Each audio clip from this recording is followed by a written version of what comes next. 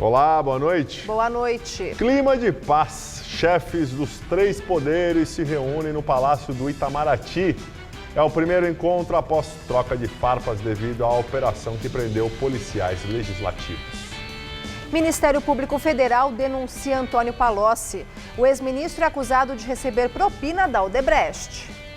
Em delação na Lava Jato, o ex-diretor da empresa Hipermarcas diz que pagou propina para senadores do PMDB. E executivos da empreiteira delatam Caixa 2 na campanha presidencial de José Serra, do PSDB, em 2010. Segundo os empreiteiros, parte dos 23 milhões de reais foi paga em conta na Suíça. Justiça Federal nega pedido de habeas corpus feito pela defesa de Eduardo Cunha. Ele vai continuar preso na Polícia Federal de Curitiba. E você acompanha essas e outras notícias após o intervalo. Receitas Digitais Bradesco, com Bela Gil. Oi! Se pra você já é natural fazer tudo pela internet, computador, celular, o Bradesco tem uma receita incrível para você. Atendimento à moda digital, tudo online. Você pode falar com seu gerente em horário estendido, tirar dúvidas com consultores de investimentos, sem precisar sair de casa. Tudo à moda digital. Experimente! Bradesco, digital ao seu gosto.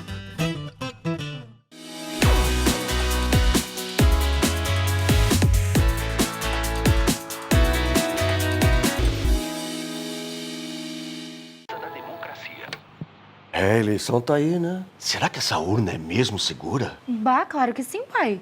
Nem tá na internet pra ser invadida. Eles usam uma rede criptografada mega segura. Cripto o quê? Criptografada, pai. Olha só, a urna é lacrada e assinada digitalmente. O Ministério Público, a OAB, Polícia Federal e os partidos acompanham todo o processo político. A gente também pode acompanhar pelo tablet ou pelo celular. Pode confiar. Faça sua voz ser ouvida. Vote.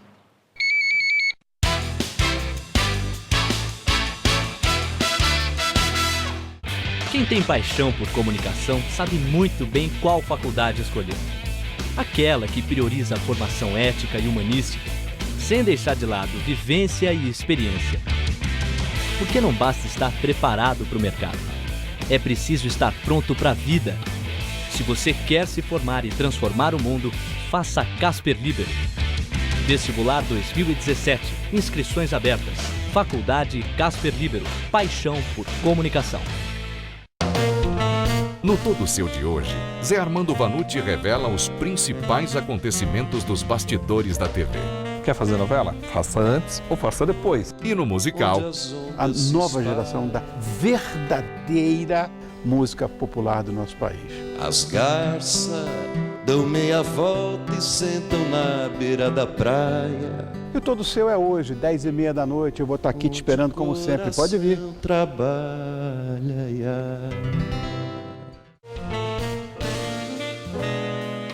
Oferecimento CVC, sempre com você.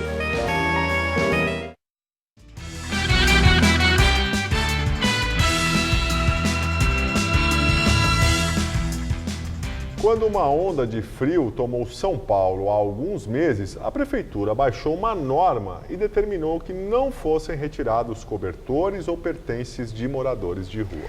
Com isso, o número de objetos pelas ruas aumentou, principalmente nas proximidades dos centros de acolhimento, o que vem gerando transtornos e reclamações. Por onde se anda em São Paulo, lá estão eles.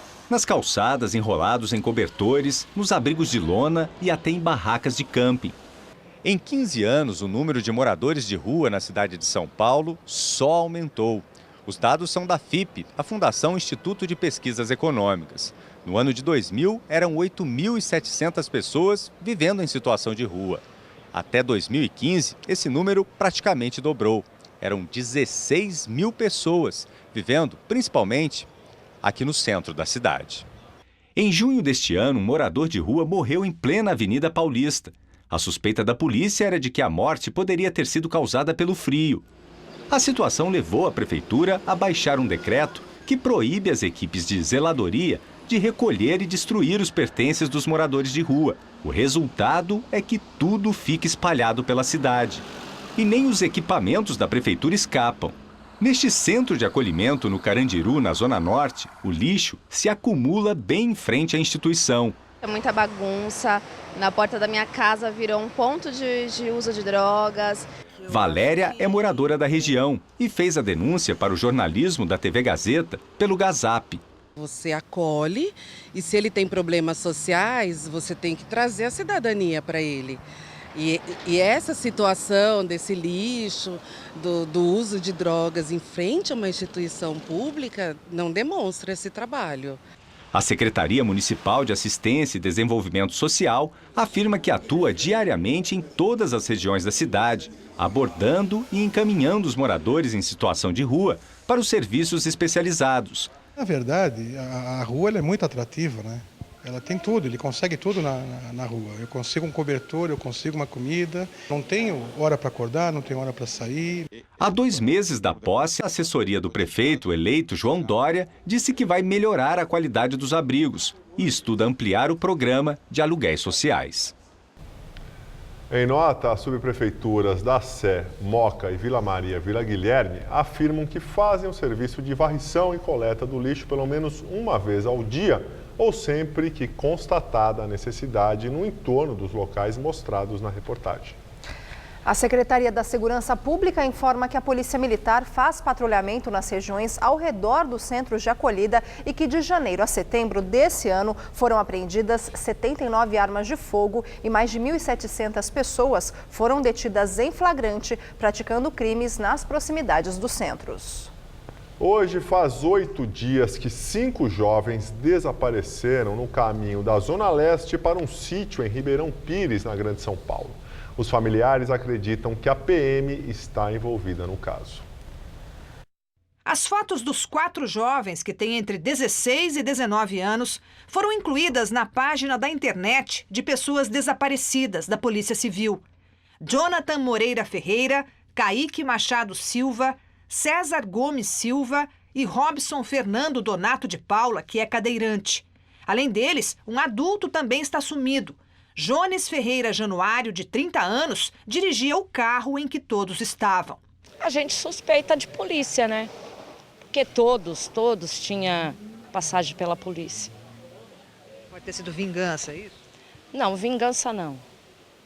Porque quem tem passagem pela polícia é mal visto.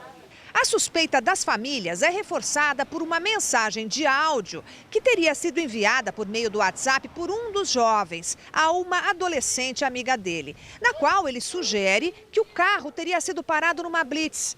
A adolescente afirma que recebeu a mensagem na noite em que os jovens desapareceram. A voz é de Jonathan. Ei, tio, acabei de tomar um enquadro ali, os polícia tá me esculachando, não vai ter como encostar aí na 2 pistas não, mano. Cê é louco, o bagulho tá louco. Tudo aponta a um caminho, né? Que pode sim ter grupo de extermínio da polícia, né? Pode ter envolvimento da polícia, sim.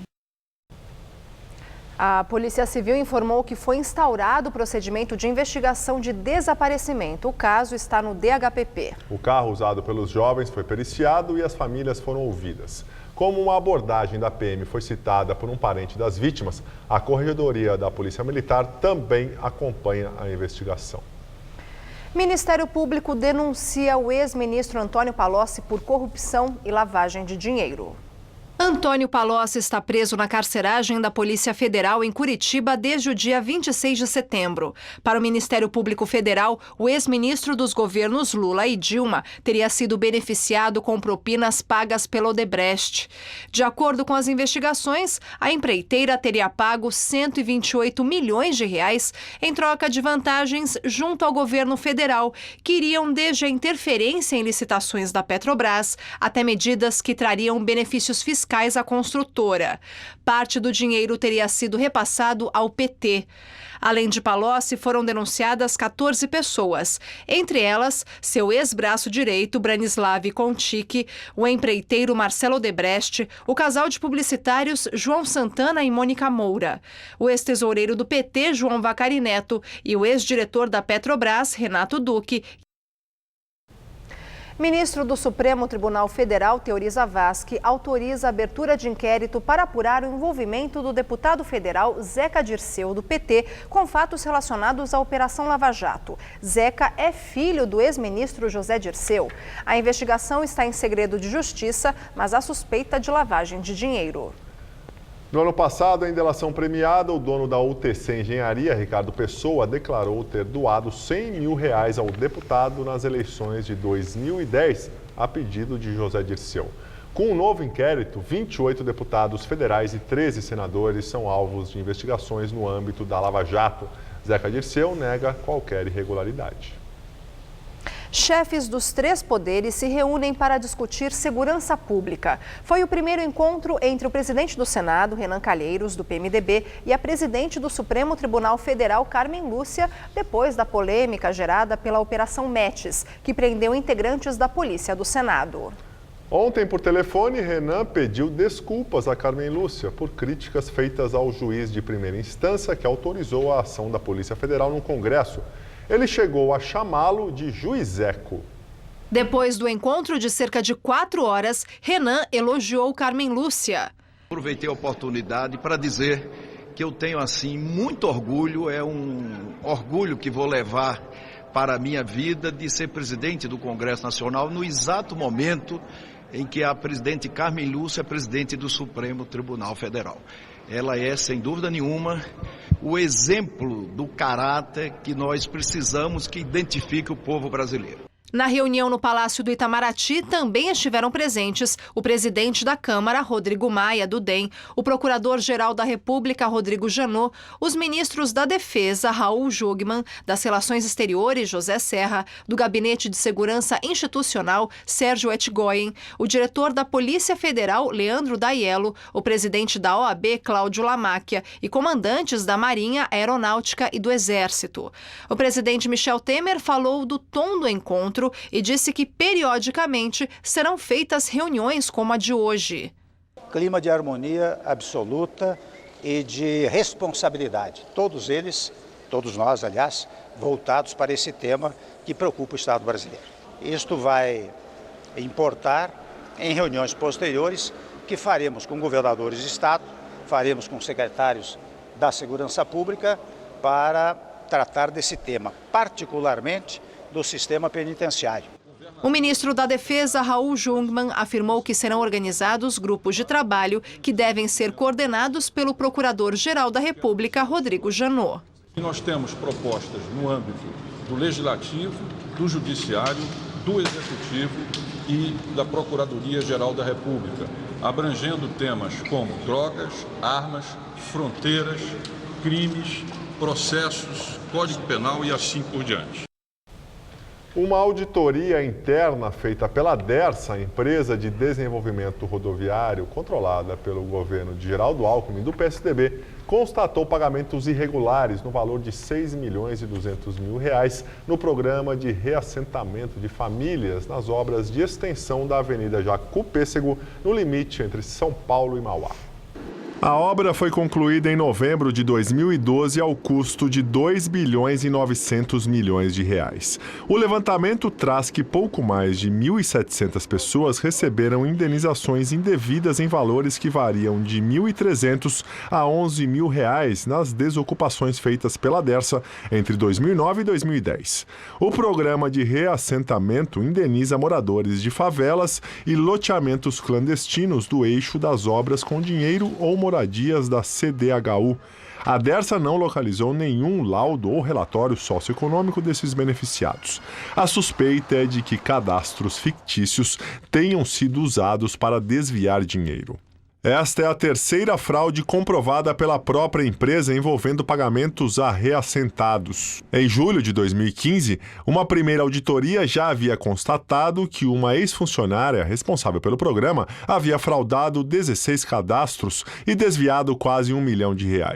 Na lista dos falsos reassentados estavam parentes e vizinhos da funcionária.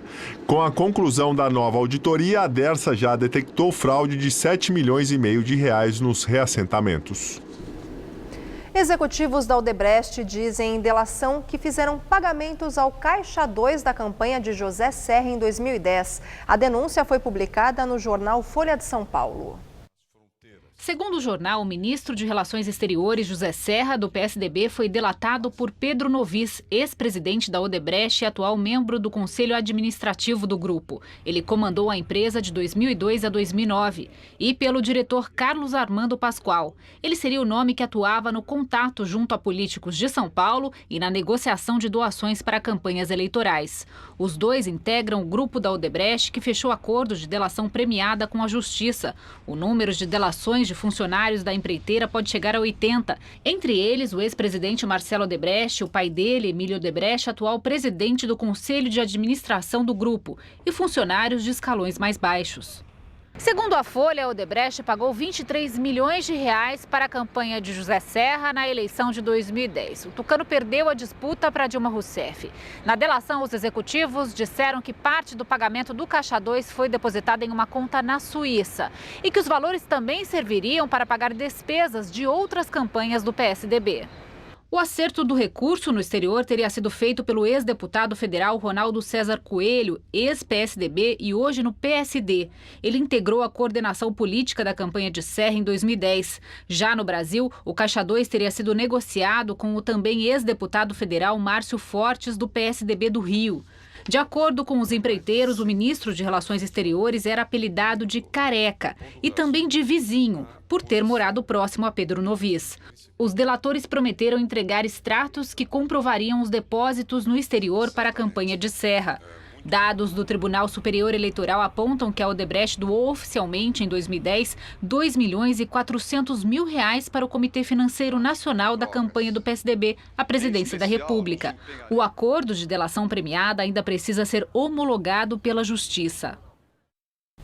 José Serra disse por meio de sua assessoria que não cometeu irregularidades e que não vai se pronunciar sobre supostos vazamentos de supostas delações relativas a doações feitas ao partido em suas campanhas. A defesa de Ronaldo César Coelho afirma que é preciso aguardar o acesso às declarações feitas nas delações para que sejam prestados os esclarecimentos pertinentes. Márcio Fortes ainda não se pronunciou. Direto de Brasília, Josias de Souza fala sobre a situação de José Serra e de outros políticos citados em delações da Lava Jato.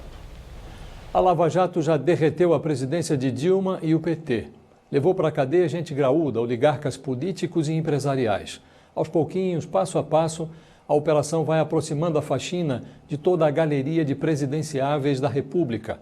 Há moribundos em excesso no noticiário e a lista não para de crescer. Denunciado como beneficiário de repasses ilegais de 23 bilhões de reais em 2010, o tucano José Serra junta-se no Vale dos Delatados ao correligionário Aécio Neves e a Lula.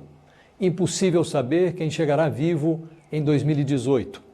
Aécio é protagonista de 2 inquéritos no Supremo Tribunal Federal. Lula, réu 3 vezes, é uma prisão esperando para acontecer. Serra, que fazia pose de alternativa, é agora outra biografia sub júdice. Geraldo Alckmin é um ponto de interrogação aguardando na fila pela divulgação do anexo da delação da Odebrecht, que trata dos governadores. A única certeza no momento é que 2018 não é mais o que já foi. Por sorte, ainda não há no Brasil um Donald Trump. Mas quem pode garantir que não aparecerá um aventureiro? Boa noite.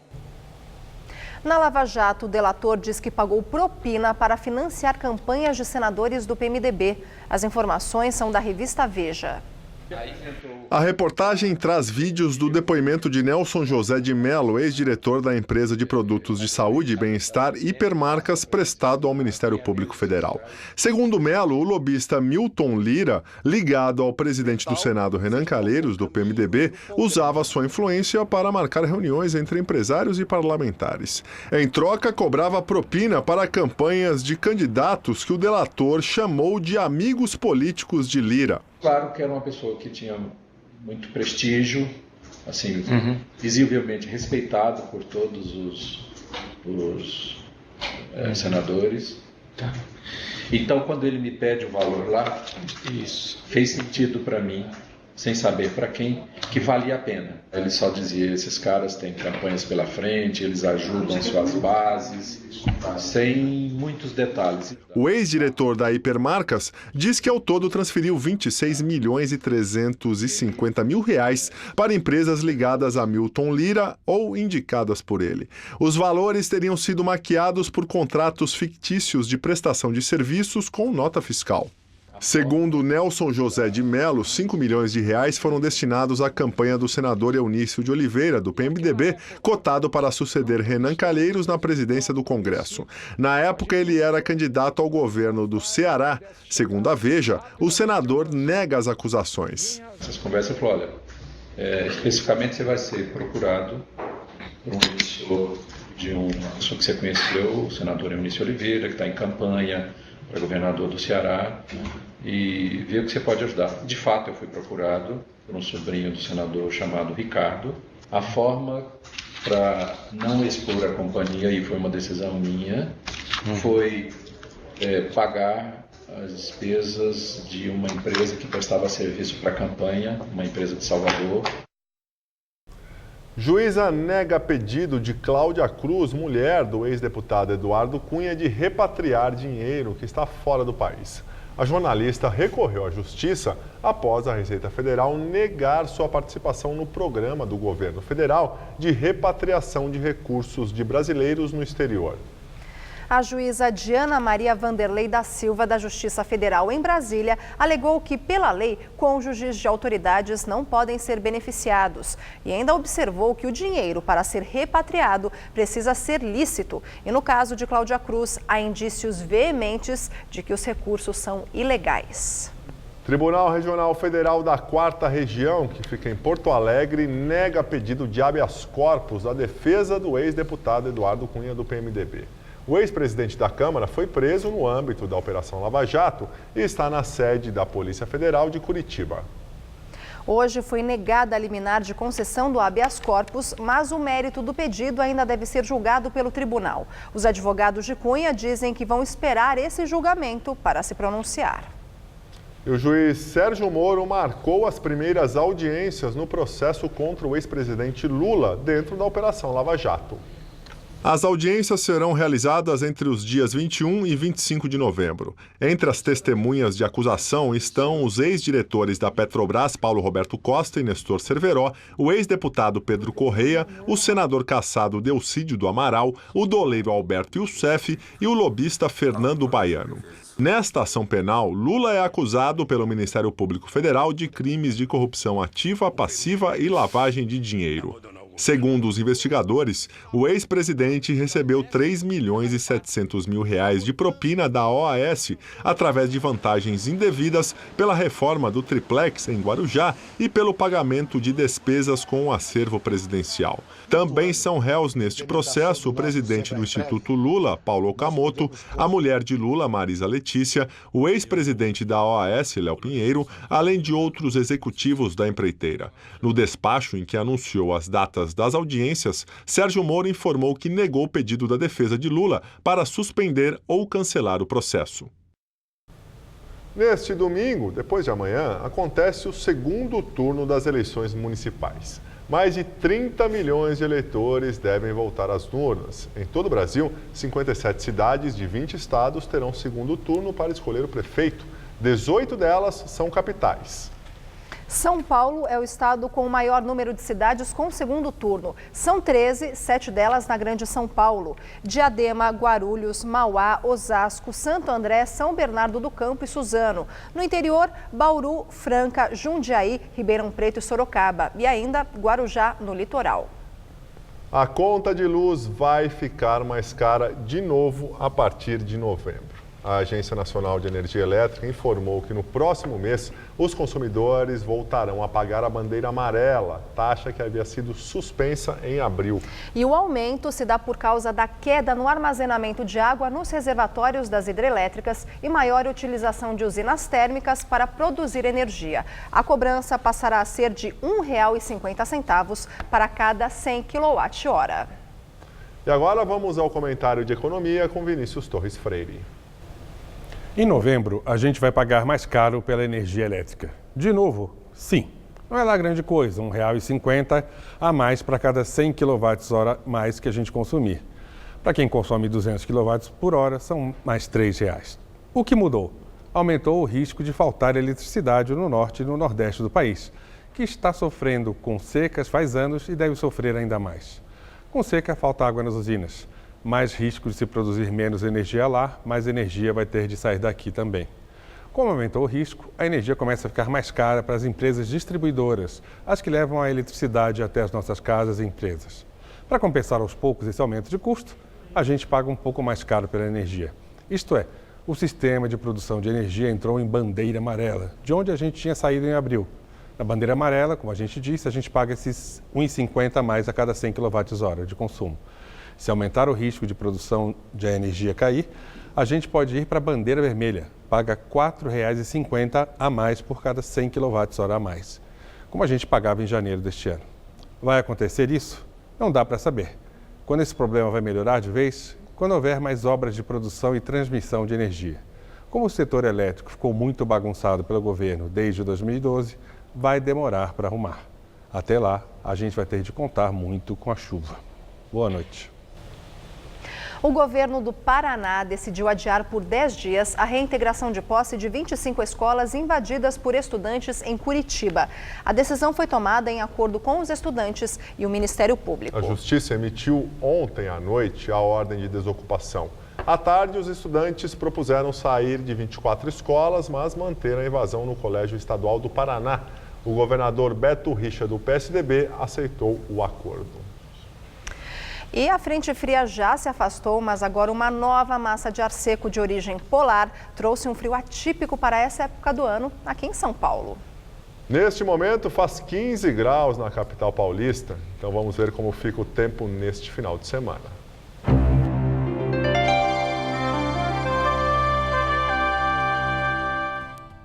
O ar mais seco de origem polar vai manter o final de semana ensolarado em boa parte do estado. Só na faixa leste paulista, o que inclui a Grande São Paulo e o litoral, que a previsão é de mais nebulosidade com possibilidade até de chuviscos pontuais. Nas outras áreas do estado, o sol predomina e não chove. O dia até começa friozinho, mas à tarde as temperaturas chegam aos 28 graus em Presidente Prudente e aos 29 em Votuporanga. Em Santos, na costa paulista, não vai fazer mais que 21 graus amanhã. Vamos ver como fica o tempo aqui na capital? Olha só, nessa próxima madrugada, mínima de 10 graus e máxima amanhã à tarde de 21. No domingo esquenta um pouquinho, mas a temperatura continua baixa, faz só 22 graus. E a semana começa mais quentinha, com muito sol e máxima de até 28 graus na segunda-feira. A Advocacia do Senado pediu hoje que sejam anuladas as provas da Operação Metis, que prendeu 4 policiais legislativos acusados de obstruir a Lava Jato. Uma manifestação foi encaminhada ao Supremo Tribunal Federal, pedindo também que os policiais sejam autorizados a voltar ao trabalho e que os equipamentos e documentos apreendidos sejam devolvidos. O Senado pediu ainda a autorização do STF para fornecer assistência jurídica ao policial legislativo Antônio Tavares dos Santos Neto. Nós ficamos por aqui. A edição de hoje pode ser vista no site do Jornal da Gazeta. Muito obrigado pela companhia. Tenha uma ótima noite, um excelente final de semana. Até segunda, Lu. Até segunda, ótimo fim de semana para você também. E fique agora com o Rony Fon no Todo Seu. Até segunda.